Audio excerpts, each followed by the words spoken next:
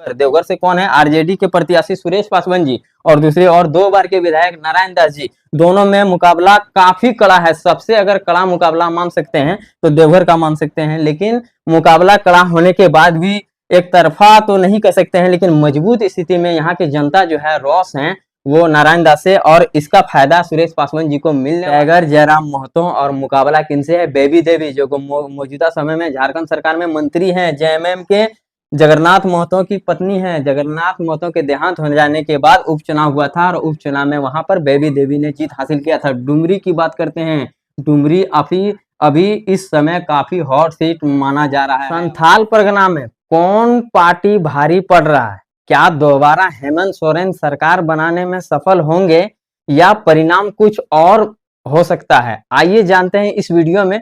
Video के अंत तक बने रहें। चैनल सब्सक्राइब नहीं किए हैं तो पहले जाके चैनल को सब्सक्राइब करें एवं बेल आइकन को जरूर दबाएं ताकि आने वाला हर वीडियो का नोटिफिकेशन आप तक सबसे पहले पहुंच सके।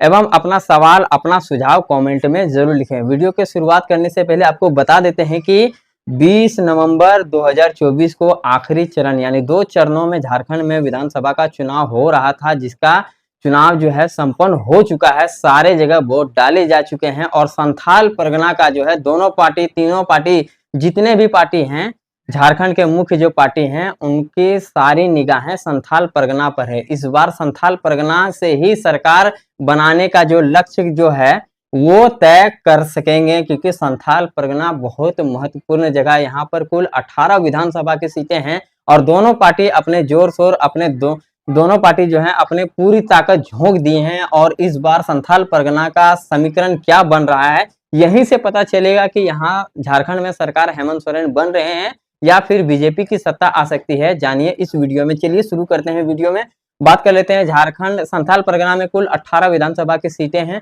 18 में से 6 जिले हैं।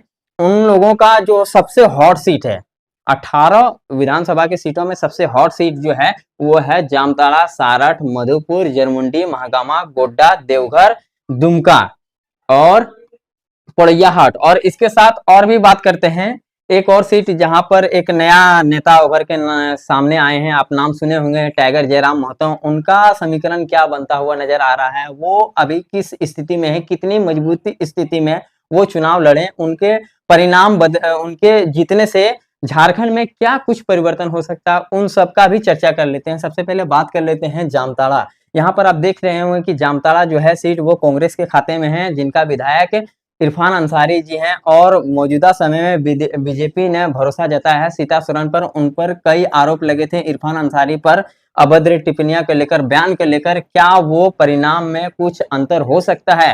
तो आपको साफ कर देना चाहते हैं कि जामताड़ा से कोई भी परिणाम बदलने वाला नहीं है।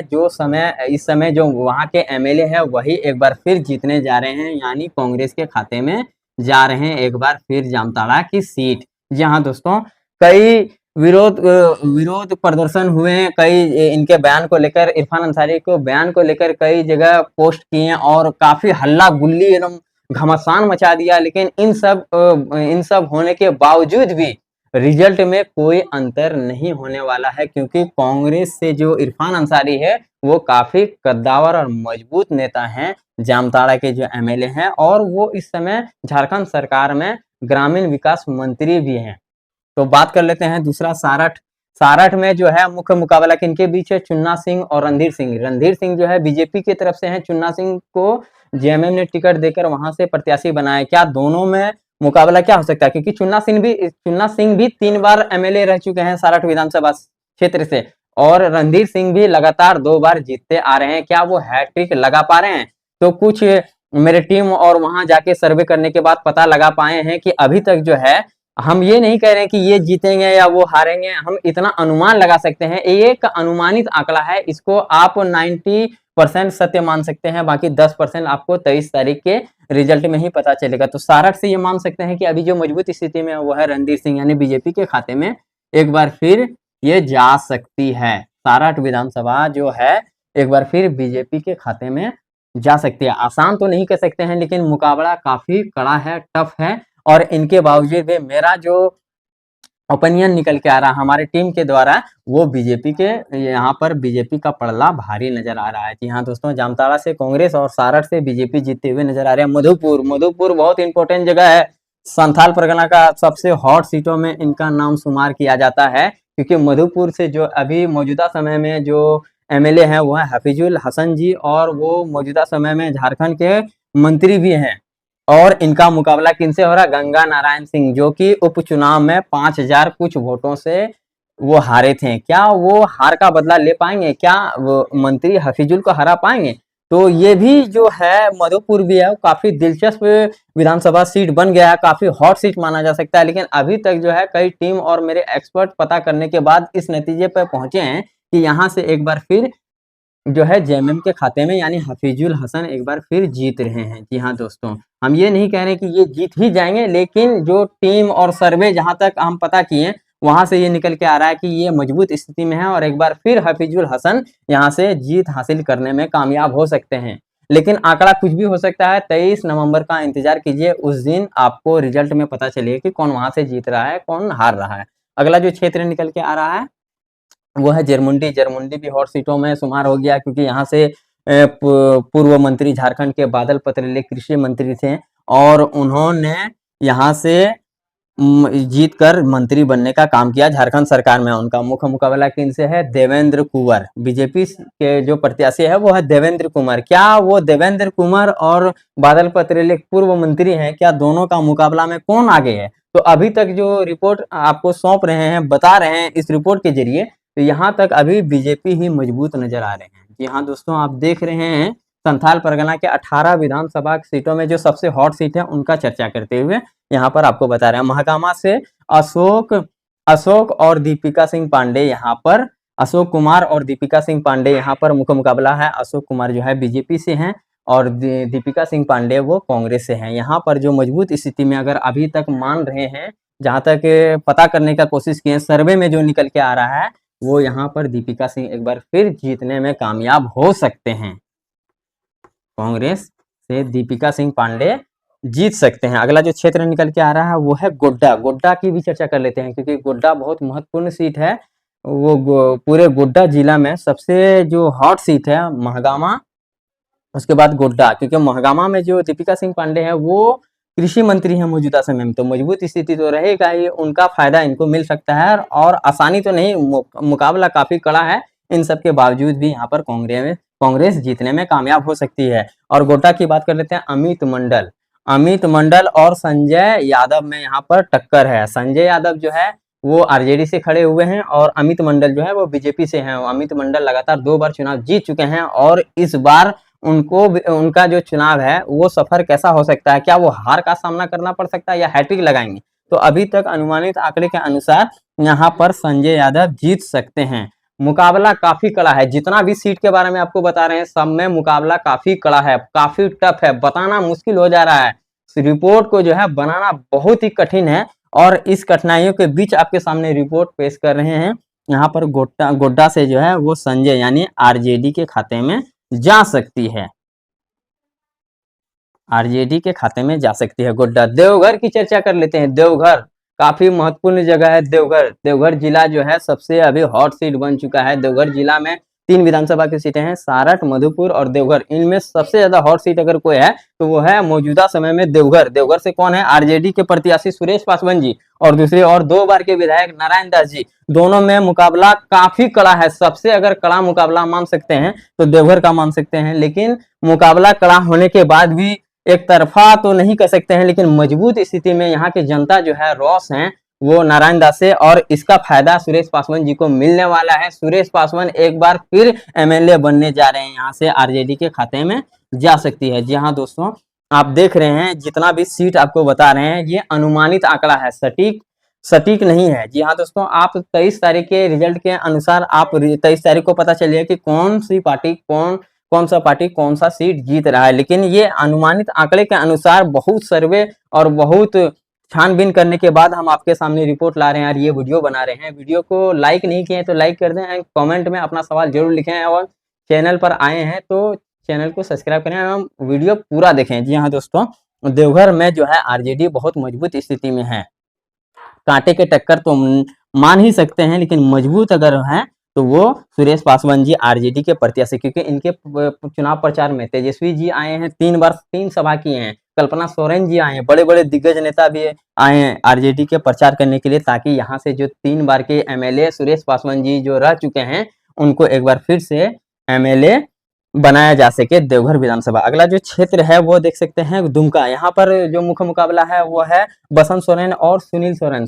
सोरेन मिल गया। जी हाँ दोस्तों, दोनों सोरेन है।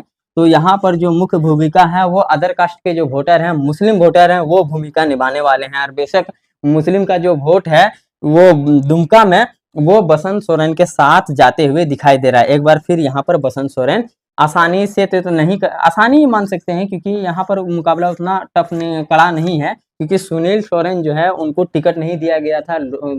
2024 का जो लोकसभा चुनाव था उनमें टिकट काटकर सीता सोरेन को दिया था, और सीता एक बार ये एमएलए भी रह चुके हैं और एक बार ये एमपी भी रह चुके हैं, लेकिन काम नहीं करने की वजह से लोग काफी नाराज हैं सुनील सोरेन से। और इस बार नहीं लगता है कि ये पूरा मान सकते हैं कि बसंत सोरेन बहुत ही आसानी से नहीं लेकिन जीत सकते हैं, जीत जाएंगे। मान लीजिए जेएमएम के खाते में आसानी के साथ जा रही है दुमका सीट। अगला जो क्षेत्र निकल के आ रहा है वो है गोड्डा, पोड़ैया हाट चर्चा कर लेते हैं, क्योंकि पोड़ैया हाट का जो एमएलए मौजूदा समय में है प्रदीप यादव जी, वो गोड्डा लोकसभा से चुनाव लड़े थे कांग्रेस के टिकट से, लेकिन उनको हार का सामना करना पड़ा था 1,05,000 कुछ वोटों से।